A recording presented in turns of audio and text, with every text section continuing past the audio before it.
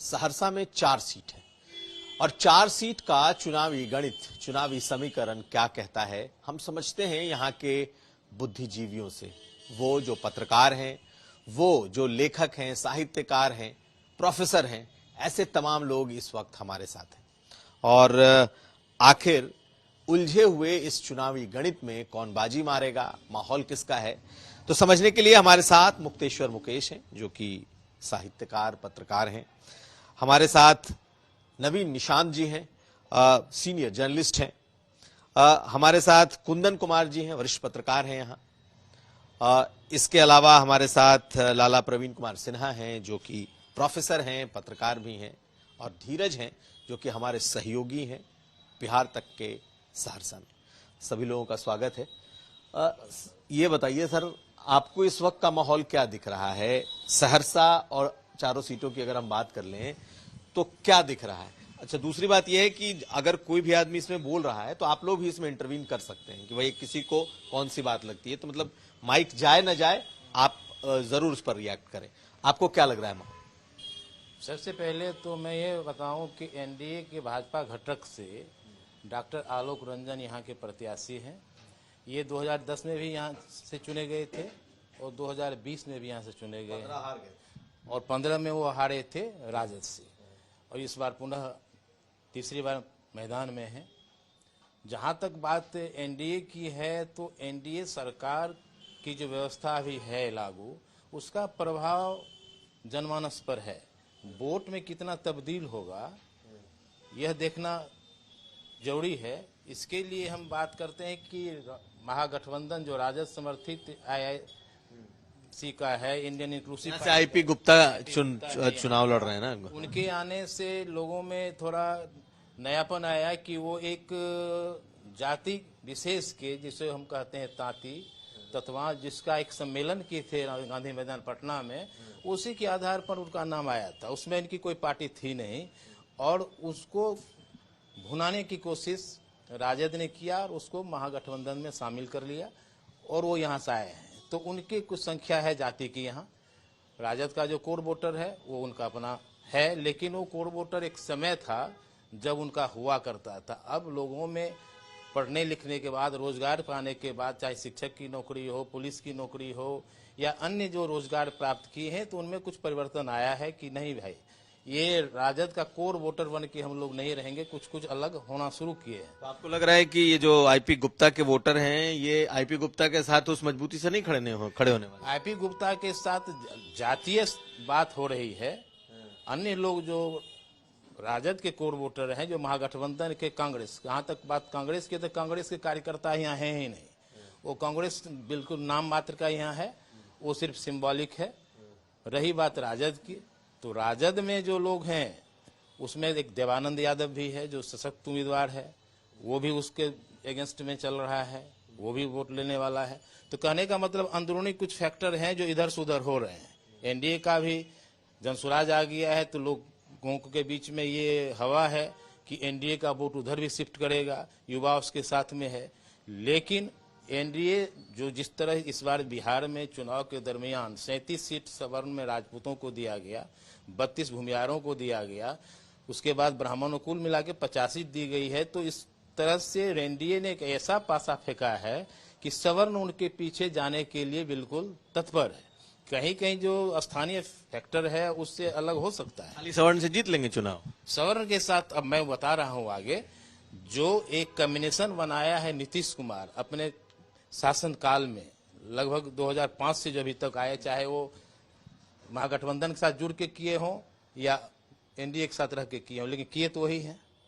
मुख्यमंत्री के रूप में तो नीतीश कुमार ही रहे हैं। लोगों का कहना है कि तेजस्वी साथ हुआ इसलिए कुछ ज्यादा हुआ, सो बात नहीं है। वो विजन नीतीश कुमार का है। अब हम और लोगों से भी ले लेते हैं सवाल। आपको क्या लगता है? मेरा अपना खुद का भी आकलन यही है, लेकिन उसमें थोड़ा सा इत्तेफाक हम नहीं रखेंगे। आईपी गुप्ता के आने से तांती तत्वा तो निश्चित तौर पर आरजेडी गठबंधन के साथ जुड़ेगा। तो भाजपा ही क्या तो वोटर था वो, मतलब एनडीए का वोटर था? नहीं, वो पहले निश्चित तौर पर पहले एनडीए का वोटर था, लेकिन यादव जो पूर्व में भी आपसे चर्चा के क्रम में हम बता चुके थे, यादव जिस तरह से पहले फेनेटिक था आरजेडी को लेकर, इस तरह से फेनेटिक अब नहीं रह गया है। और सबसे बड़ी बात है, सहरसा विधानसभा की बात हम करेंगे तो यहाँ तांती तत्वा की संख्या भी बहुत सीमित है। हमारे पास में कोई वैसा कोई सटीक आकलन मेरे पास में नहीं है, न कोई आंकड़ा है, बावजूद इसके उतनी बड़ी संख्या नहीं है।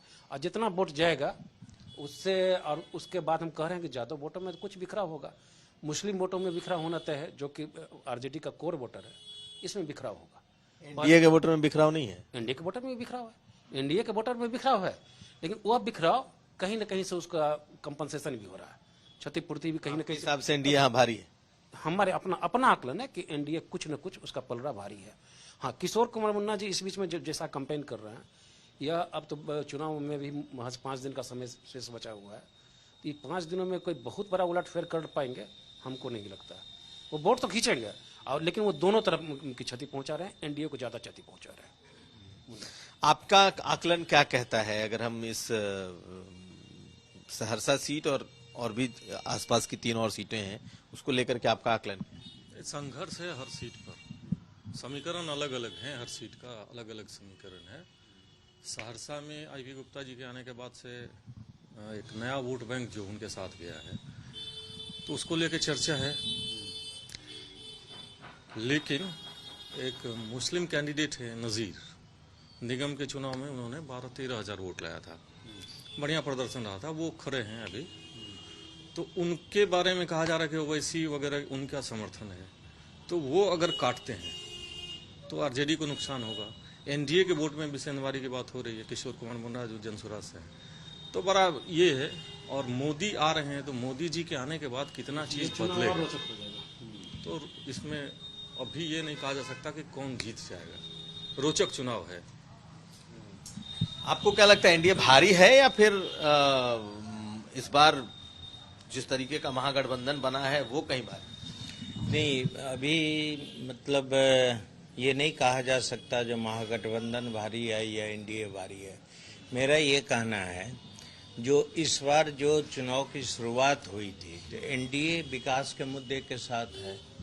महागठबंधन ने भी बिहार में जो उनका प्लान है, जो आगे जब हमारी सरकार बनेगी तो हमको क्या करना है, यानी विकास लेके चला, लेकिन वो बाद में कन्वर्सन हो गया जातीयता में।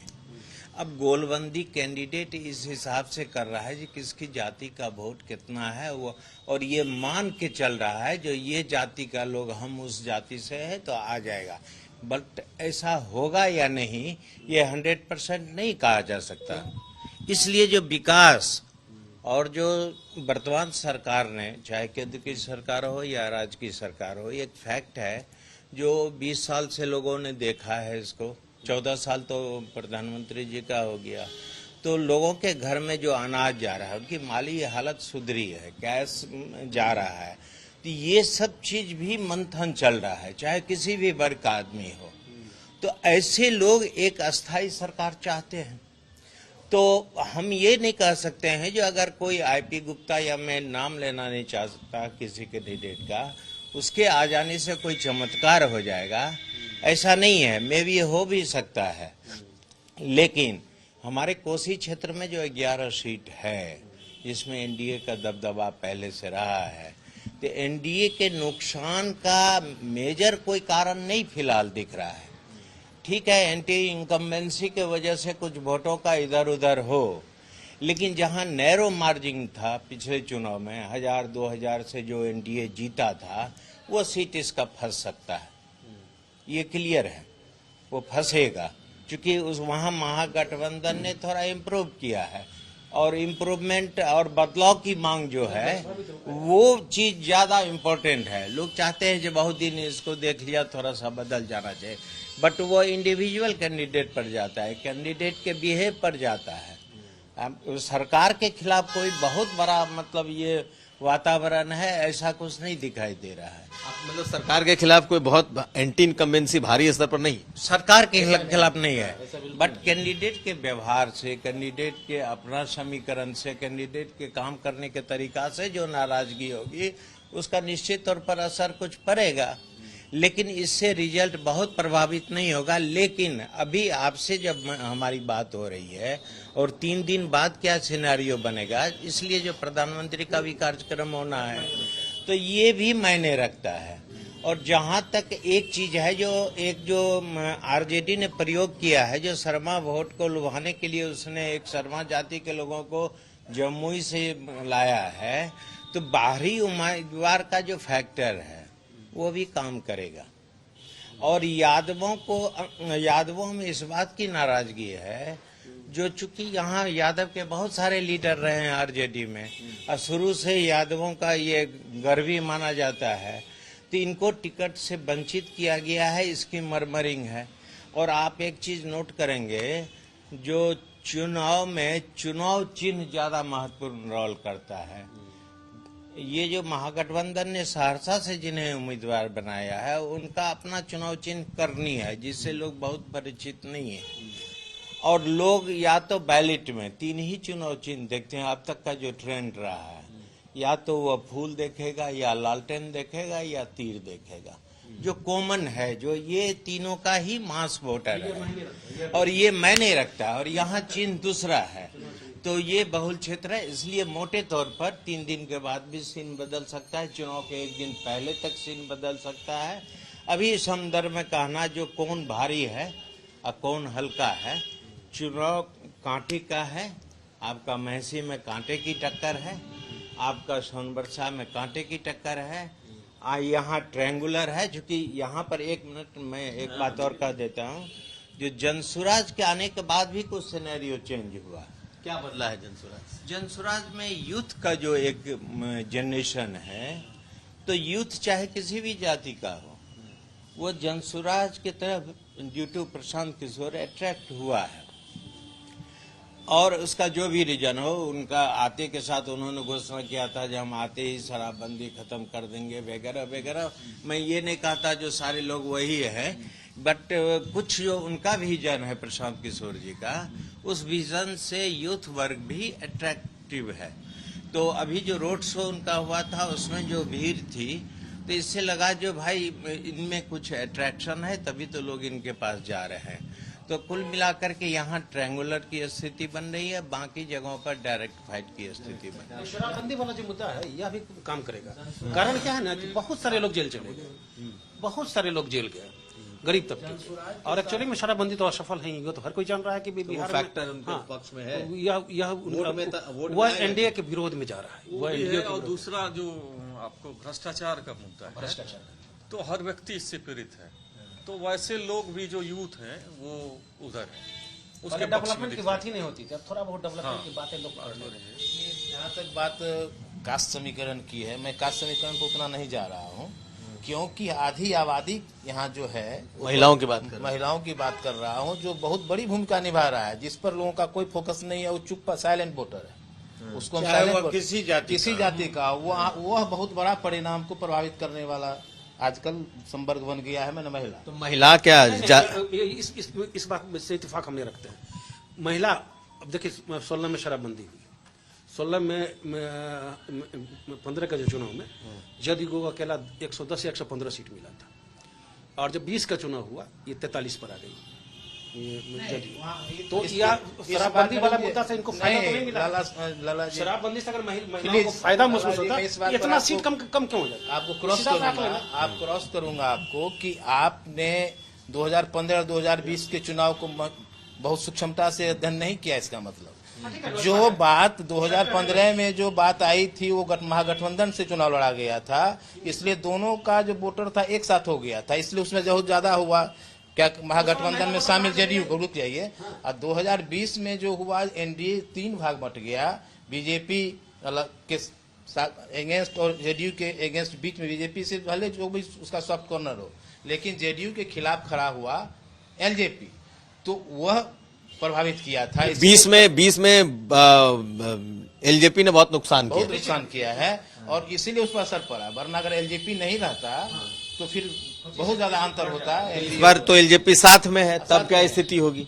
निश्चित रूप से उस पर फायदा है, एनडीए को इस रूप में फायदा है 2020 के। देखिए प्लस माइनस आप बात करेंगे ना, एलजेपी अगर इनके साथ है तो सहनी इनके बाहर है, ठीक है ना। और सहरसा लोकल बात करेंगे तो शर्मा इनसे बाहर चला गया। तो ये माइनस प्लस लेके बात उतना ही मार्जिन आता है जितना कि पहले था। पिछले चुनाव वाली पिछले चुनाव वाली। तो अगर 20,000 का मान लीजिए यहाँ भाजपा प्रत्याशी का जीत हुई थी लमसम, और अभी 20,000 का इनका नुकसान दिख रहा है, तो मतलब कांटे की टक्कर है। लेकिन यहाँ तो लोजपा ने प्रत्याशी नहीं दिया होगा ना, तब लोजपा प्रत्याशी नहीं दिया है, लेकिन पहले आप देखिए, इसलिए कहे जो विकास का मुद्दा छोड़ के जातीय मुद्दा में सब उलझ गया इस बार के चुनाव में, और खास करके कोसी क्षेत्र में ये ज्यादा पकड़ लिया है। तो इस आधार पर वो वोट का कन्वर्सन होगा कि नहीं, डाइवर्सन होगा कि नहीं, ये गारंटी नहीं है। जो वोटर लाभान्वित है सरकार की व्यवस्था से, जो इंटेलेक्चुअल, जो आदमी विकास को देखा है 20 सालों में, जहाँ सड़क नहीं थी सड़क बन गया, बहुत सारे पुल बन गए, बहुत सारी बड़ी परियोजना जिसका की कल्पना नहीं किया जा सकता, वो भी कोसी क्षेत्र में हुआ है। अगर ये फैक्टर काम होगा विकास वाला, तो ये कहने का मतलब ये भी एनडीए के साथ एक पॉजिटिव साइड। लेकिन हमारा ये आकलन है कि विकास पैमाना नहीं बनता है, कम से कम बिहार में चुनाव जीतने का पैमाना विकास कभी नहीं बना है। यह एक वोट बैंक बना है नीतीश कुमार, उसमें स्वर्ण समुदाय इनसे जुड़ा, अति पिछड़ा समुदाय से जुड़ा, महादलित जुड़ा, दलित को महादलित में कन्वर्ट किए, पिछड़ा को अति पिछड़ा, ये जोड़ते चले गए। ये जातिगत वो जो फैक्टर था बहुत, महिलाओं के वोट को आप तवज्जो नहीं देते? नहीं, वो कोई बहुत बड़ा फैक्टर नहीं होता। महिलाओं का फैक्टर है। नहीं, महिला है, अब माइनॉरिटी कम्युनिटी की महिला है, वो लाभान्वित तो हो रही है सरकारी योजनाओं से, कहीं वोट देती है क्या? यादव कम्युनिटी की महिला लाभान्वित हो रही है। वर्ग अलग है, आप लोग इस तरफ मत डाइवर्ट कीजिए। हमने पहले ही कहा जो महिलाएं किसी भी जाति का और कम्युनिटी का हो, लेकिन जो लाभान्वित हुई है उनका शौहर या उनका पति क्या वोटिंग करेगा और वो क्या करेगी, इसमें दोनों में डिफरेंस है। ठीक है ना? उतना बड़ा नहीं, उतना बड़ा प्रोफेसर साहब, और आप देखिए 2010 का चुनाव जो हुआ, 2010 के चुनाव में 2005 में नीतीश आए शासन में, और 2010 में आप कितना उसका वोट परसेंट, 11% उनका वोट बढ़ गया था जदयू का। तो वो यही सुरक्षा था, यही काम था, विकास पर तो है, विकास पर क्यों है, नहीं फोकस होगा? उसको नकारा नहीं कर। लोग क्या मतलब, तो महिलाओं के वोट को बिल्कुल अलग मानना पड़ेगा क्या, कि महिलाओं के वोट? ये बिल्कुल सही बात मानना ही होगा। और है कि महिला वर्ग का एक वर्ग हो गया, जात से परे। सब हाँ, जात से परे, बिल्कुल जात से परे। आप लोग इस चीज को फील कर रहे हैं? मैं तो मुस्लिम महिलाओं से लगातार परिचर्चा करता हूं, चुनाव में नहीं, पहले भी। वो कहती है कि मुझे अभी भी मुस्लिम मेरे जो पति हैं, मेरे जो भाई हैं, मुझे बाहर निकलना नहीं देना चाहते हैं, लेकिन मैं आजादी महसूस करती हूँ। मैं वोट देंगी कि नहीं भाई? आजादी है, वोट देगी, देती है, अगेंस्ट में देती है। हमारा अपना आकलन है, सबसे बहुत फर्क नहीं पड़ता। हाँ, नहीं, आप इनका हो सकता है अलग, मेरी अपनी सोच है।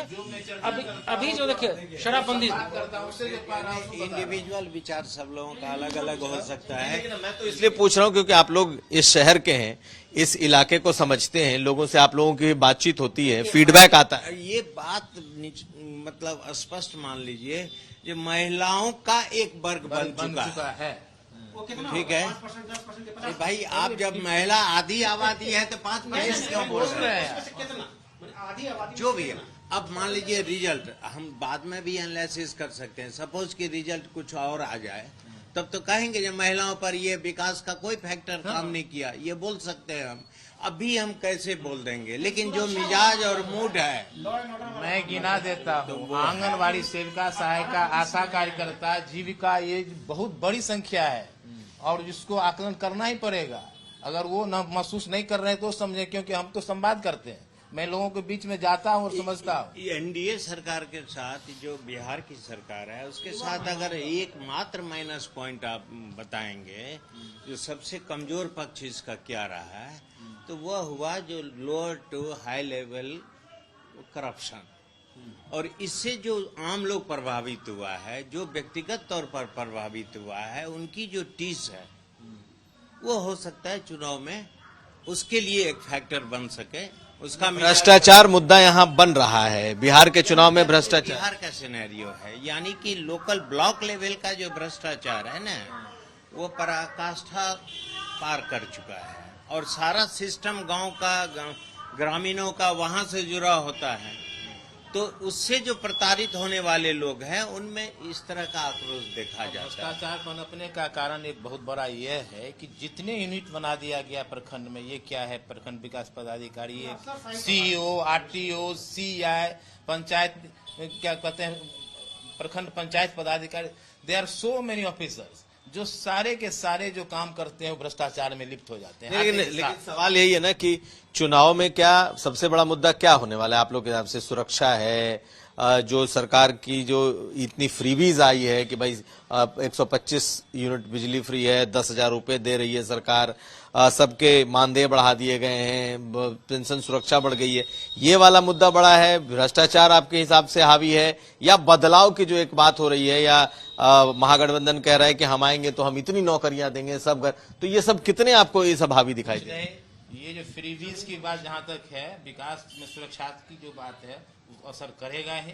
भ्रष्टाचार तो सुधार की बात है, अगर सरकार सुन रही होगी कि इस तरह से भी हो रहा है तो वो सुधार करे आगे। जिस तरह से मान लिया महागठबंधन कर ये कर देंगे तो ये सुधार करने के लिए सुधारना पड़ेगा। जमीन सर्वे मैंने ग्रामीण इलाके से लेकर शहरी इलाके तक के लोग परेशान थे। हालांकि हमको लगता है नीतीश कुमार इस बात को समझ के उस सर्वे को रोक दिए, तत्काल स्थगित कर दिए। तो एक जमीन संबंधित मुद्दा, और नए वर्ग की महिलाएं मानते हैं, 18 से 25 की महिलाएं, उनका नजरिया नीतीश के प्रति बेहतर है, क्योंकि उनको साइकिल योजनाओं का लाभ मिला, अभी छात्रवृत्ति योजनाओं का लाभ मिल रहा है, बहुत सारी योजनाओं का लाभ मिल रहा है, और उनको कम से कम घर से बाहर निकलने की आजादी। क्या फैक्टर है जो महागठबंधन को आपको लगता है कि अगर वोट मिलते हैं तो महागठबंधन को के लिए कौन सा फैक्टर आपको? देखिए, महागठबंधन के लिए भी एक चुनौती सामने आ गया है कि अगर उसकी भी सरकार बनेगी तो उसको चेक पॉइंट जो सबसे महत्वपूर्ण है वो करप्शन है, क्योंकि उन्होंने देखा कि अगर एनडीए को जो भी नुकसान हुआ है ड्यू टू करप्शन लेवल पर के चलते जो नाराजगी है वो है। बट डेवलपमेंट के हिसाब से जो बिहार की जो तरक्की हुई इन वर्षों में, तो वो एक मतलब उनके लिए भी एक चैलेंज हो गया, जितना करना ही पड़ेगा। तो लोग तो ये उम्मीद रखेंगे जो भाई जैसी सड़क बनी, जहां बनी, जितना पुल बना, पुलिया बना, जितनी भी परियोजनाएं लाई गई, वह महागठबंधन को भी ये अडॉप्ट करना पड़ेगा अगर वो सरकार में आता है तो। लेकिन यहाँ बिहार में और कोसी क्षेत्र में अंततः वह जातिवाद व्यवस्था वर्सेस विकास का चुनाव। तो आखिर में हम यही आपसे जानेंगे, जातिवाद हावी रहने वाला है या विकास, सुरक्षा, महिला वोट हावी रहने वाला है? अब देखिए, कुछ 11 विधानसभा है कोसी में, कहीं जातिवाद हावी हो जाएगा, कहीं विकास हावी हो जाएगा। एक मुद्दा सब जगह लागू नहीं होगा। देखिए, महिला का सब जगह लागू होगा यह मुद्दा। मेरा सीट का अपना समीकरण, हाँ, वो जातीय समीकरण जो जात फैक्टर है। हर विधानसभा की अपनी तस्वीर है,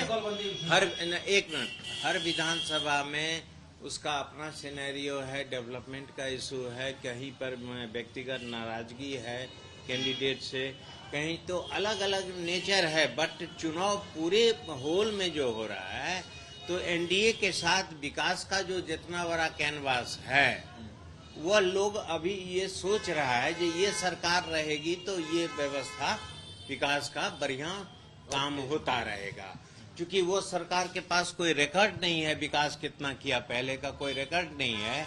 अब होपफुल है जो अगर ये सरकार बनी तो मतलब विकास होगा, तो ये होपफुल और जो विद्यमान है दोनों में ये डिफरेंसेस तो करना पड़ेगा। जो भाई जो सामने एक और कैटेगरी में बताता हूँ, शहरी जो चुनाव क्षेत्र है और देहाती चुनाव क्षेत्र है, आप पाएंगे कि जो महिलाएं घरों में रहती थी आज वो बाहर में फ्रीली काम कर रही है।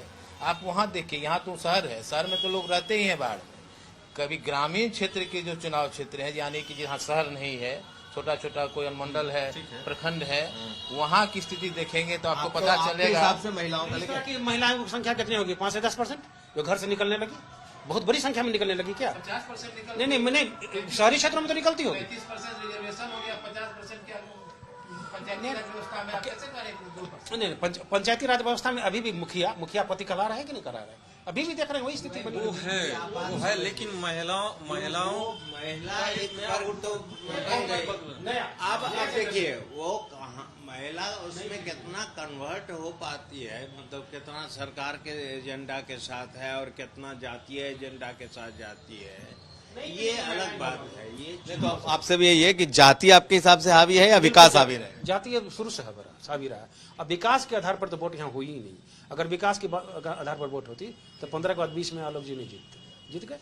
यहाँ पे जात पे विकास जीते। बिल्कुल जातीयत का आधार जीत, बिल्कुल ये कोई विकास का काम ही नहीं। विकास को कैसे आप विकास का कैसे छोड़ दीजिएगा? सहमत नहीं हो। विकास देखा और जिस परिवर्तन को हम लोगों ने देखा, ठीक है ना, कोसी में पहले पुल नहीं हुआ करता था, तो इतना पुल बना। ये किसके छोड़िए, नहीं आप बताइए, जो कम्युनिकेशन जो डेवलप हुआ, सड़क का छोड़िए, सबसे मेगा ब्रिज सब जो बना है, और अकल्पनीय बात इसलिए मैं बोल रहा हूँ, जो कोसी रिवर ऐसा इस नेचर की नदी है जहाँ की कोई पुल आज तक कल्पना नहीं कर सकता था जो बन सकता है, और लंबे लंबे पुलों का श्रृंखला बन गया। और इससे जो तटबंध के अंदर की जो बड़ी आबादी थी, जिसके यहाँ सड़क पहले नहीं थी, बिजली नहीं थी, वो सब मिला, तो आप इसको एब्सोल्यूट जीरो नहीं कर सकते हैं। विकास तो विकास है। विकास में एक बात और बता देता हूँ मैं, जहाँ अभी हम लोग चर्चा नहीं कर सके। ये सहरसा की अगर बात करते हैं तो इतनी ट्रेनें आती है बेंगलोर के लिए, पूना के लिए, बम्बई के लिए, अमृतसर के लिए। ये तो मुद्दा बन जा रहा है कि यहाँ से खाली मजदूर भेजने के लिए ट्रेन मजदूर भेजने के लिए कैसे है, सवाल ही नहीं है। यहाँ कोसी क्षेत्र का बेंगलोर में जो युवा है, सारे इंजीनियर यहाँ के भरे हुए हैं। मैं उसका उदाहरण हूँ कि पहला दिन जो बेंगलोर से ट्रेन आई सहरसा, मैं उसका एक यात्री बन करके आया और महसूस हुआ कि मैं सहरसा अब सीधे बेंगलोर से आ गया। आपका सवाल जो है ना, जो कोसी क्षेत्र से मजदूर को ढोने के लिए ट्रेन चलाई जाती है, ये बिल्कुल सही सवाल है। ट्रेन का जो मतलब दूरी है, अमृतसर की पहले जनसेवा चली, गरीब रथ चला, फलाना, तो गरीबी है इस इलाके में। रोजगार के जो इंडस्ट्रियल डेवलपमेंट होना चाहिए वो बिल्कुल शून्य है। तो बट नेचर है जो आदमी कमाने के लिए जाएगा।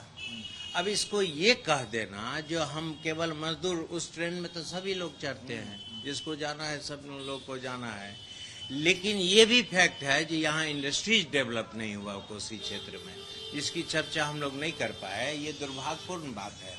सड़कें बन गई, बिजली आ गई, पुल बन गए, सारा इंफ्रास्ट्रक्चर हो गया, लेकिन आप बताइए जी, यहाँ एक बैजनाथपुर पेपर मिल के जो यहाँ कांग्रेस के रीजन में 1975 से 80 के पीरियड में बन रहा था, 90% काम हो गया, इंग्लैंड से मशीन लाई गई थी। और उस दुर्भाग्य क्या है, जो कोसी का वह इकलौता इंडस्ट्री जो था, और उसको इसी सरकार में दफन किया गया। वो बियाड्रा की जमीन टुकड़ों में बांट करके लोगों के हाथ बेच दी गई। तो 75 से लेकर अगर 2020 तक का 25 तक अगर शुरू ही नहीं हो पाया, तो 55 साल तो 50 साल तो ऐसे ही गुजर गए। तो उस जमीन सरकार के लिए तो बहुत ही दुर्भाग्यपूर्ण बात है। जो भी सरकार रहा हो, मान लीजिए उनके साथ अच्छा ही है, तो सबसे बड़ी बुराई ये है जो कोसी में उन्होंने एक भी इंडस्ट्रीज नहीं लगाया।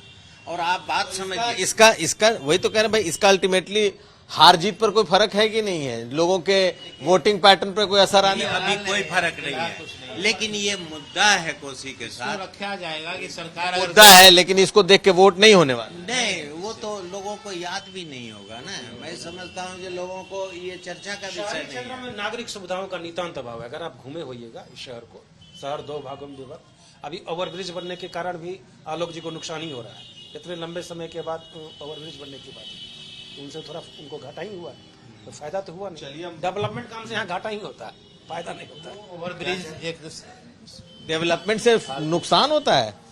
तो एक ओवरब्रिज बनने से बहुत सारे, आप एक बात गलत नहीं बोलिए परवीन जी, ओवरब्रिज इतना बड़ा इशू है और ये बन रहा है, तो ये बड़ी उपलब्धि है शहर के लोगों के लिए, और जिनके प्रयास से बन रहा है। मैं किसी का नाम नहीं लूंगा, लेकिन इतना जरूर कहूंगा, सभी जनप्रतिनिधियों के प्रयास से वो ओवरब्रिज बन रहा है, तभी तो बन रहा है। इतना दिन नहीं बना, उसके भी फैक्टर थे। और इसके चलते किसी पर तोहमत लगा देना जो वो बना रहा है इसलिए उसको नुकसान हो रहा है। इस बात को लेकर थोड़ी नाराजगी हुई। कहीं भी निर्माण होगा कुछ लोग जाएंगे, प्रभावित होंगे, तो वो चुनाव का फैक्टर नहीं हो सकता। फायदा होने जा अरे भाई, चुनाव का वो फैक्टर नहीं हो सकता। चुनाव का फैक्टर है जो मास इस बात से खुश है जो ओवरब्रिज बन रहा है। मास लोग में तो खुशी है कि बहुत लंबे समय के बाद बन रहा है। चलिए तो ना वो 3 नवंबर के बाद जब पीएम का प्रोग्राम होगा ना, पीएम मोदी का, सारा कुछ समा बदल सारा जाएगा। समीकरण बदल जाएगा। जो नाराजगी है भी दूर हो जाएगी। मोदी तो एक बहुत बड़े फैक्टर है ना। मोदी के आने के बाद तो ये एक बदलाव। ये जो कोसी का क्षेत्र है, आप लोगों को लगता है कि कोसी में एक बार फिर पुरानी स्थिति पर ही, पुराने पैटर्न पर ही वोटिंग होगा या इसमें चेंजेस होगा? महागठबंधन को तो कुछ फायदा होगा, होने जा रहा है। मैं अभी सीट का नाम नहीं लूंगा, लेकिन महागठबंधन पहले से बेहतर स्थिति में आएगी। वो इसका एक कारण ये भी है जो टिकट बंटवारे में उन्होंने जो गणित, जातीय समीकरण के अनुसार जो गणित एस्टेब्लिश किया, वो भी कुछ प्रभावित करेगा। यानी कि कहीं उसको फायदा पहुंचाएगा, कहीं नुकसान पहुंचाएगा। लेकिन कुल मिला के 11 सीटों की बात करें और सहरसा में 4 की बात करें जो एक आरजेडी था, तो मेरे तरफ से मैं अभी उस सीट का नाम नहीं लूंगा, लेकिन 2 सीट तो महागठबंधन को जाता दिख रहा है और 2 सीट एनडीए के पास एज इट इज, मतलब कम नहीं हो रहा है। उसके पास 3 सीट थी ना एनडीए के पास। हाँ, तो उसमें आप महागठबंधन के पास एक, मैं सहरसा जिला की बात कर रहा हूँ, तो उसमें 1 सीट का फायदा महागठबंधन को होता दिख रहा है। वो नुकसान एनडीए को होगा। एनडीए को नुकसान होगा। और ये अगर हम इसको देख लें, सहरसा जिला के अलावा आसपास की भी, कोसी को भी देख लें, तो कोसी में कितना नुकसान आप लोग को लग रहा है, कितना फायदा दिख रहा है? देखिए, एंटी इनकम्बेंसी की वजह से कुछ नुकसान अगर हट जाएगा तो एनडीए को ही नुकसान जाएगा, और महागठबंधन नुकसान में नहीं होगा। उनकी सीटें कम थी, इसलिए उनको जो मिलेगा वो फायदे की ही। बहुत ज्यादा फायदा उनको दिख रहा है कि नहीं, 50-50 हो जाए इस तरीके से? नहीं, 50 का सीन नहीं बन रहा है।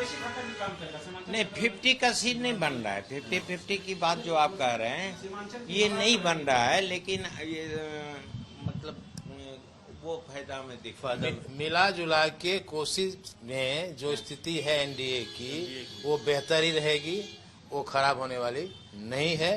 अंततः परिणाम होगा तो एनडीए के ही पक्ष में होने वाला है। चाहे क्या लगता है आपको? कांटे की टक्कर हो तब, या मार्जिन जब बड़ा हो तो। हमारा भी अपना आकलन है कि कोसी क्षेत्र में घाटा नहीं होने जा रहा। एनडीए को घाटा कहीं से भी नहीं। निश्चित तौर पर आपका क्या लग, आपको क्या मानना है? कमोबेश घाटा फायदा मिला के बराबर आ जाएगा। आप मधेपुरा जिला में जाएंगे तो कुछ सीटें आरजेडी के नुकसान की है, वहाँ फिर एनडीए आ रहा है, तो कुल मिला के स्थिति कमोबेश वैसी ही होने जा रही है। मतलब कहा जाए तो कोसी में जो तरीके से कोसी की 13 सीटें हैं, उसमें 11 एनडीए के पास है, 2 आरजेडी के पास है, तो वही उसी आसपास, उसी के आसपास हो सकता है, एक कम एक 2 कम है। एक आध अंतर है। मतलब 11 जो एनडीए के पास है ना, उसमें 1 या 2 सीट का नुकसान हो तो हो कोसी में, और महागठबंधन को 1 सीट का फायदा, 1 या 2 सीट का फायदा हो सकता है। लेकिन इसके लिए नहीं होगा जो मतलब बहुत बड़ी घोषणा सब हुई है, वो जातीय समीकरण और डिफरेंट कारणों से थोड़ा बहुत परिवर्तन का चांस दिख रहा है। कैंडिडेट वाइज लेकिन 3 दिनों में, 4 दिनों में स्थिति में काफी बदलाव की संभावना है, और वो जो नुकसान दिख रहा है हो सकता है वो फायदे में आ जाए। वोटरों की गोलबंदी आए थे, उनका प्रभाव भी पड़ा था यहाँ। वो जो पहले आए थे नॉमिनेशन के दिन, उन्होंने जो भाषण दिया था उसका ही बहुत असर पड़ा है। योगी जी का असर पड़ा। ये निश्चित पड़ा है, बिल्कुल निश्चित पड़ा है असर। मोदी जी का और अंतिम में मोदी जी का असर पड़ेगा। वो लास्ट में आ रहे हैं, वो शुरू दिन आए, या मोदी जी लास्ट दिन आने वाले हैं चुनाव प्रचार के 1 दिन पहले, तो समा अपने आप बदल जाए। परिवर्तन तो होना निश्चित है। मोदी के भाषण के बाद परिवर्तन होगा। दूसरी बात, सीमांचल क्षेत्रों का हवा यहाँ भी बहता है। सीमांचल इलाकों का हवा यहाँ भी बहता है। यहाँ के मुस्लिम युवा वर्ग जो है उसमें भी थोड़ा सा महागठबंधन को लेकर वो नहीं, उस तरह का प्रेम वो नहीं दिख रहा।